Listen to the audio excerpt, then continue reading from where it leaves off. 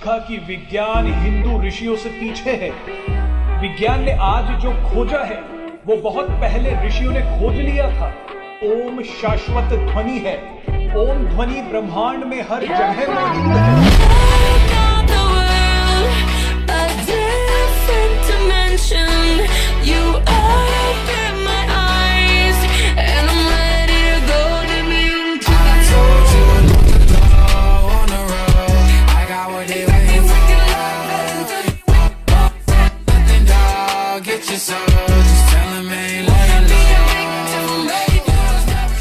NASA की ओर से जारी किए गए ब्लैक होल की आवाज में लोगों को ओम की ध्वनि सुनाई दे रही है।